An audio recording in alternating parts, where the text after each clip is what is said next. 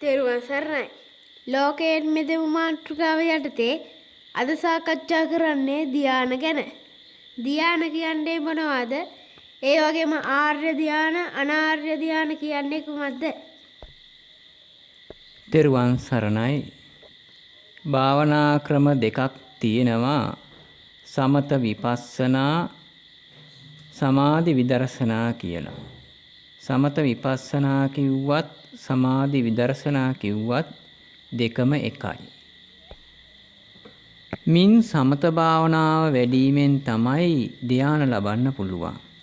පළමුවෙනි, දෙවෙනි, තුන්වෙනි, හතරවෙනි ධ්‍යාන වශයෙන් රූපාවචර ධ්‍යාන හතරකුත් ආකාසඤ්ඤායතනය, විඥානඤ්ඤායතනය, ආකින්චඤ්ඤායතනය, නේව සංඥා නාසඤ්ඤායතනය වශයෙන් අරූපාවචර ධ්‍යාන හතරකුත් වශයෙන් ධ්‍යාන 8ක් තියෙනවා.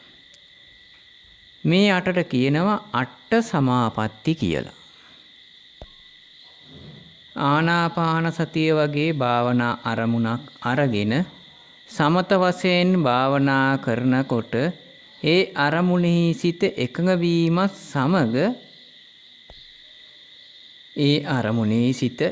වීමත් සමග කාමච්ඡන්දය, ව්‍යාපාදය, තීන මිද්දේ, උද්ධච්ච කුක්කුච්චය, විචිකිච්ඡාව යන නීවරණ ධර්ම යටපත් වෙනවා. භාවනා අරමුණෙහි සිත එකඟ වෙන්නට කලින් ක්‍රියාත්මක වුණේ මේ ධර්මතා පහ. භාවනා අරමුණේ සිත එකඟ වීමත් සමග භාවනා කරනකොටම සිත එකඟ වෙනව නෙවෙයි. කාලයක් භාවනා කරගෙන යනකොට වෙහෙස මහන්සි වෙලා ඒ අරමුණේ සිත එකඟ වෙනවා.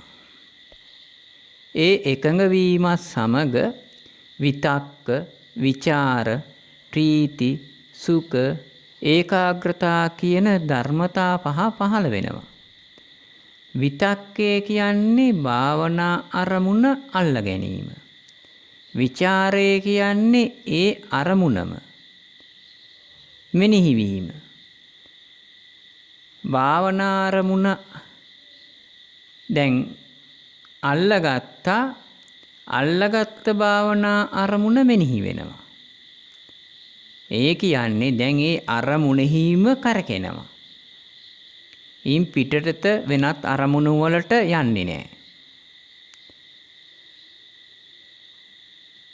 උපමාවකින් කියනවා නම් උකුස්සෝවාගේ පක්ෂීන් අත්තටු ගහලා ඉහළ අහසට පියාඹලා යනවා. ඉහළ අහසට පියාඹලා ගිහිල්ලා අත්තටු නොගහ වට ගණනක් ඉහළ ආකාශයේ කැරකෙනවා. අන්න ඒ වගේ තමයි දැන් එකඟ වෙච්ච අරමුණෙහිම සිත කැරකෙනවා, ගමන් කරනවා. වෙනත් බාහිර අරමුණු වලට ගමන් කරන්නේ නැහැ. ලෝකෝත්තර වූ නිවන් මඟ ආවරණය කරනවා වගේම ලෞකික වශයෙන්ුත් කිසිම සැනසීමක් නැති නීවරණ ධර්ම පහ දැන් මොකද වෙන්නේ? යටපත් වීගෙන යනවා. මේ නිසාම ප්‍රීතිය පහළ වෙනවා. සිත කය සැහැල්ලු වෙනවා. මේ අරමුණෙහිම සිත ඒකාග්‍ර වෙනවා. මෙන්න මේ ආකාරයට කාමච්ඡන්දය, ව්‍යාපාදය, තීන මිද්දය, උද්ධච්ච කුක්කුච්චය, විචිකිච්ඡා කියන නීවරණ ධර්ම පහ වෙනුවට විතක්ක, විචාර, ප්‍රීති, සුඛ, ඒකාග්‍රතා කියන පළමුවෙනි ධානාංග පහ පහළ වෙනවා. පළමුවෙනි ධානයේ උපදින්නේ මෙන්න මේ ආකාරයට. කලින් මතක් කළ ආකාරයට නීවරණ ධර්ම පහ යටපත් වෙලා ඒ වෙනුවට විතක්ක, විචාර, ප්‍රීති, සුඛ, ඒකාග්‍රතා කියන අංග පහ පහළ වෙනවා.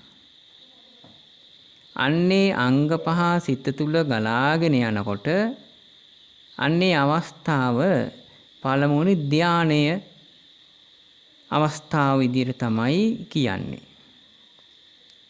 ඉතින් මෙහෙම වෙහෙස මහන්සි වෙලා භාවනා කරලා උපදවා ගත්තා වූ ධානය ආරක්ෂා කර ගැනීම බොහොම අමාරුයි. නැවත නැවතත් ඒ උපදවා ගත්තා වූ ධානයට සමවදිමින් භාවනා කරමින් ඒ ධානය අවනත කරගන්න ඕන. වශී කරගන්න ඕන. එහෙම පළමුවනි ධානයට සමවදිමින් වාසය කරනකොට මේ විතක්ක ਵਿਚාර දෙකත් කරදරයක් රළු ගොරෝසු දෙයක් කියලා හිතෙනවා. අන්න ඊන් පස්සේ දෙවෙනි ධානයේ උපදවා ගැනීමේ අදහසින් තවදුරටත් භාවනා කරනකොට විතක්ක ਵਿਚාර දෙක සංසිඳිලා යනවා. සංසිඳිලා යනවා කියන්නේ විතක්ක ਵਿਚාර දෙක අයින් වෙලා ඈත් වෙලා යනවා. පීති සුඛ ඒකාග්‍රතාව කියන අංග තුන විතරක් දැන් පවතිනවා. එතෙන් පටන් දැන් ක්‍රියාත්මක වෙන්නේ විතක්ක ਵਿਚාර කියන දෙක අයින් වුණාට පස්සේ පීති සුඛ ඒකාග්‍රතාව කියන අංග තුන. මෙන්න මේ අවස්ථාවට තමයි කියන්නේ දෙවෙනි ධානයේ උපදවාගෙන වාසය කරනවා කියලා. මේ ආකාරයට කලින් මතක් කර ආකාරයට වේස මහන්සි වෙලා උපදවා ගත්තා වූ දෙවෙනි ධානයක් භාවනා කරලා තමන්ට ඕන ආකාරයට ඕන වෙලාවක ඒ තමන් උපදවා ගත්තා වූ දෙවෙනි ධානයට සමවදින්න පුළුවන් ආකාරයට ඒ ධානයත් අවනත කරගෙන වශී කරගෙන ඉන් අනතුරුව මේ ප්‍රීතියත් රළු ගොරෝසු දෙයක් කරදරයක් කියලා හිතලා තවදුරටත් භාවනා කරනකොට ප්‍රීතියත් සංසිඳිලා සුඛ ඒකාග්‍රතාව කියන අංග දෙක විතරක් ක්‍රියාත්මක වෙනවා. මෙන්න මේ අවස්ථාව තමයි තුන්වෙනි ධානයේ උපදවාගෙන වාසය කරනවා කියන්නේ. දැන් ක්‍රියාත්මක වෙන්නේ සුඛ ඒකාග්‍රතාව කියන අංග දෙක විතරයි. දැන් මේ විදියට භාවනා කරනකොට සුඛයත් අර කලින් වගේම කරදරයක් රළු ගොරෝසු ගතියෙන් යුක්තයි. ඒ ආදී වශයෙන් කල්පනා කරලා තවදුරටත් භාවනා කරගෙන යනකොට ඒකාග්‍රතාවයේ කියන තැන නතර වෙනවා. මෙන්න මේ අවස්ථාව තමයි හතරවෙනි ධානයේ උපදවාගෙන වාසය කරනවා කියන්නේ. විතක්ක ਵਿਚාර ප්‍රීති සුඛ ඒකාග්‍රතාව කියන ධානාංග පහ උපදවාගෙන පළමුනි ධානයට සම්වදිමින් වාසය කරනවා. ඉන් අනතුරුව විතක්ක ਵਿਚාර දෙක සංසිඳවල දෙවෙනි ධානයේ උපදවාගෙන වාසය කරනවා. ඉන් අනතුරුව ප්‍රීතිය සංසිඳවල තුන්වෙනි ධානයට සමවදිමින් වාසය කරනවා. ඉන් අනතුරුව සුඛයත් සංසිඳවල ඒකාග්‍රතාවයේ කියන හතරවෙනි ධානයට සමවදිමින් වාසය කරනවා. මෙන්න මේ පිළිවෙලට මෙන්න මේ ආකාරයට තමයි පළමුවෙනි දෙවන තුන්වෙනි හතරවන කියන රූපාවචර ධාන හතර ලබා ගන්න. ඉතින් මේ ධාන ලබා ගන්න බොහෝ වෙහෙස මහන්සි වෙන්න ඕන, වීරියවන්ත වෙන්න ඕන, කැප වෙන්න ඕන. ඒ වගේ තමයි මේ ලබාගත්තා වූ ධාන ආරක්ෂා කර ගැනීම ඒ තරම් ලේසි නෑ. ඒ නිසා නිරන්තරයෙන්ම බණ භාවනාවේ යෙදිලා මේ රැකගත යුතු වෙනවා. මේ කෙටි විස්තරයක් කළේ රූපාවචර ධාන 4 ගැන. ඒ වගේ තමයි දිබ්බ චක්කු, දිබ්බ සෝත, පරචිච්ච විඥානන, පුබ්බේ නිවාසානුස්සති, චුතූපපාත ඥානය කියන පංච අභිඥා උපදවා ගන්න පුළුවන් වෙන්නේ මේ 4 වෙනි ධානයෙන් පස්සේ. අරූපාවචර ධාන 4 උපදවා ගන්න වෙන්නේ මේ 4 වෙනි ධානයේ උපදවා ගත්තට පස්සේ. බොහෝ වෙහෙස මහන්සි වෙලා තමයි මේ ධාන උපදවා ගන්න ඕන. ඒත් අද විනාඩි 30න් පැයෙන් පළමුවන ධානයේ සිට 4 වන ධානයට ගොස් නැවත 4 වන ධානයේ ඉඳලා පළවෙනි ධානයට බහිනවා. මේවා කොහොම කරනවද කියලා නම් දන්නේ නැහැ. ඒ කොහොම වුණත් මේ ධාන වලින් බෑ මාර්ගඵල නිවන් අවබෝධ කරගන්න. මාර්ගඵල නිවන් අවබෝධ කරගන්න ඕන විදර්ශනා භාවනා, කියන්නේ මාර්ගඵල නිවන් අවබෝධ කරගන්න විදර්ශනා භාවනා කරන්නම වෙනවා. සමාධිය තුල ඉඳගෙන විදර්ශනා කරන්න බෑ. සමාධිය කියන්නේ එක් කුසල අරමුණක් මුල් කරගෙන ඒ ඔස්සේ සිත එකඟ කර ගැනීම. විදර්ශනා භාවනාව කියන්නේ ජීවිතේ නැමැති ලෝකේ සත්‍ය වටහා ගන්නා ක්‍රමය. එක අරමුණක් තුල ඉඳිමින් විදර්ශනා වඩන්න බැරි ඒ නිසා. නැවතත් ඒ ගැන මතක් කරනවා නම් සමාධිය කියන්නේ කුසල අරමුණක් අරගෙන ඒ අරමුණ ඔස්සේම සිත පවත්වා ගැනීම.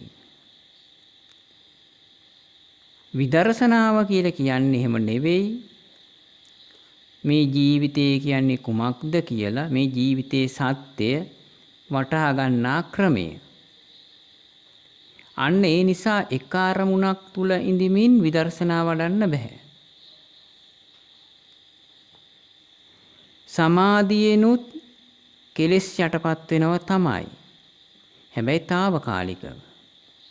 සමාධියට සමාධිය උපදවාගෙන සමාධියට සමවැදිලා ඉන්න තාක්කල් කෙලෙස් යටපත් වෙනවා. එහෙත් සමාධියෙන් නැගී හිටියට පස්සේ ආයිත් කෙලෙස් උපදිනවා.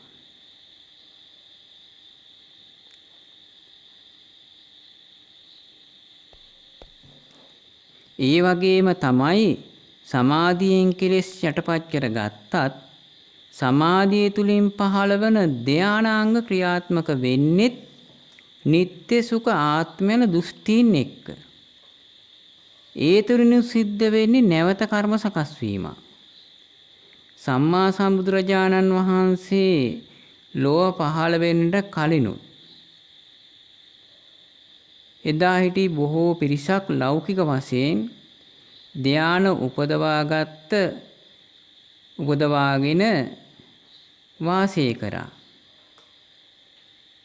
ඔවුන් දැනන් හිටියේ ඒ තමයි විමුක්තිය කියලා. මොකද ලෞතර බුදුරජාන් වහන්සේ පහළ වෙනකම් මේ සංසාර ගමන නිමා කරන මඟ කවුරුවත් දැනන් හිටියේ නැහැ.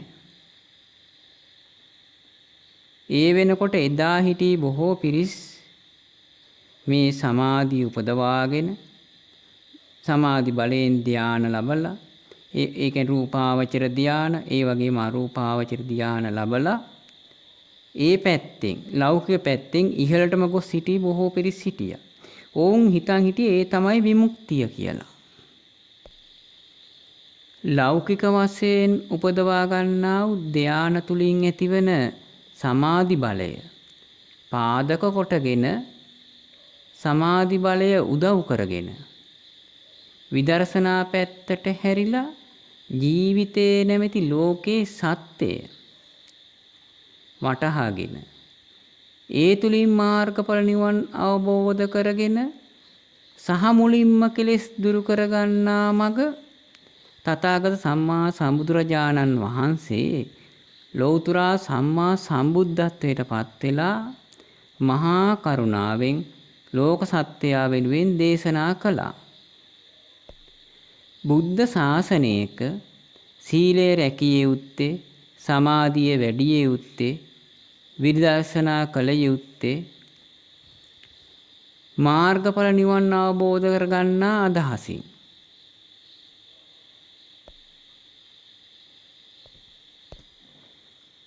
වෙනත් බලාපොරොත්තු ඇතිව නෙවෙයි. ජීවිතයේ නැමැති ලෝකය නැවත ඉපදීම නතර කර දැමීම සඳහා. විදර්ශනා භාවනා වැඩිම සඳහා මේ සමාධි භාවනා බොහෝම උපකාර වෙනවා. මොකද නීවරණ ධර්ම යටපත් කර ගත්තම සමාධි බලයෙන්, සමාධි භාවනාවෙන් එය විදර්ශනාවට ලොකු පහසුවක් වෙනවා. උපකාරයක් වෙනවා. ඒ නිසා මේ සමාධි භාවනාවට නිന്ദා අපහාස නොකළ යුතුයි.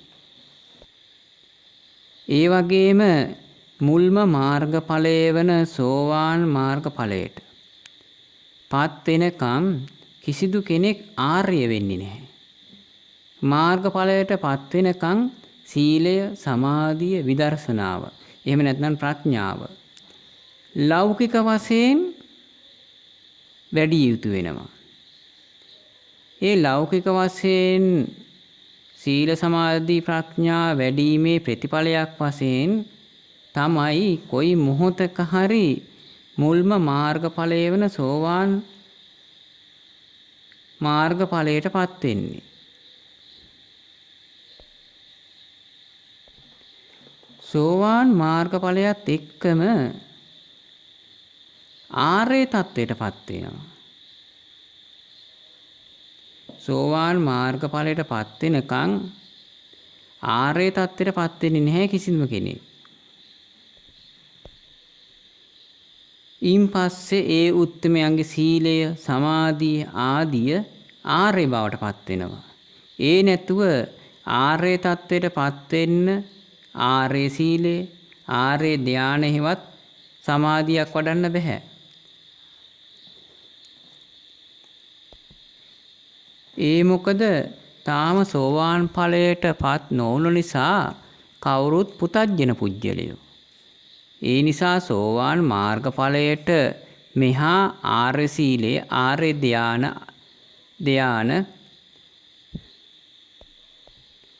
ආදී කිසිවක් නැහැ. මොකද තාම ආර්ය තත්ත්වයට පත් වුණේ නැති නිසා. ආර්ය තත්ත්වයට පත් වෙන්නේ කලින් මතක් කළ ආකාරයට සෝවාන් මාර්ග ඥාණයෙන් පස්සේ. උදාහරණයක් වශයෙන් කිව්වොත් ආර්ය අෂ්ටාංගික මාර්ගයේ යම් කෙනෙක් වඩන්න ආරම්භ කරනවා. එහෙත් ඒ මාර්ගයේ එපමණකින් ආර්ය වෙනවද? එහෙම වෙන්නේ නැහැ. ලෞකික වශයෙන් එය වඩලා සෝවාන් ඵලයට පත් වෙනකොට ආර්ය භූමියට පත් වෙනවා. ආර්ය භූමියට ඇතුළුනා වෙනවා.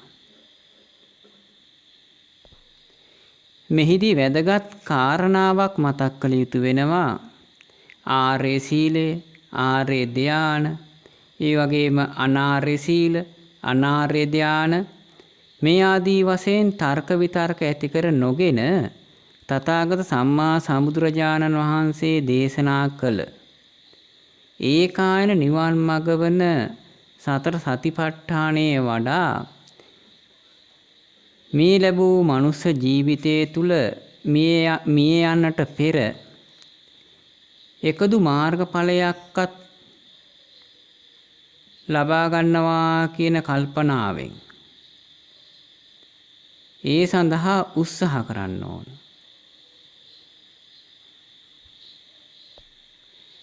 නැවතත් ඒ කාරණාව මතක් කරනව නම් ආර්ය සීල, ආර්ය ධාන, ඒ වගේම අනාර්ය සීල, අනාර්ය ධානාදී වශයෙන් තර්ක විතර්ක ඇති කර නොගෙන තථාගත සම්මා සම්බුදුරජාණන් වහන්සේ දේශනා කළ ඒකායන නිවන් මඟ වන සතර සතිපට්ඨානයේ වඩා මේ ලැබූ මනුස්ස ජීවිතයේ තුල මේ යන්නට පෙර එකදු මාර්ගඵලයක් හෝ ලබා ගන්න උත්සාහ කරමු.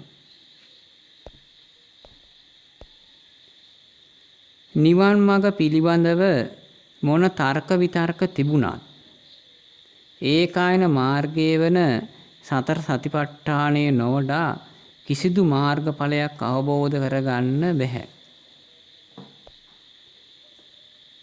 සතිය නැතිව කිසිම මාර්ගඵලයක් ලබා ගන්න බැහැ කියන කාරණාව මතක් කරමින් ධර්ම සාකච්ඡාව මෙතකින් නිමා කරනවා.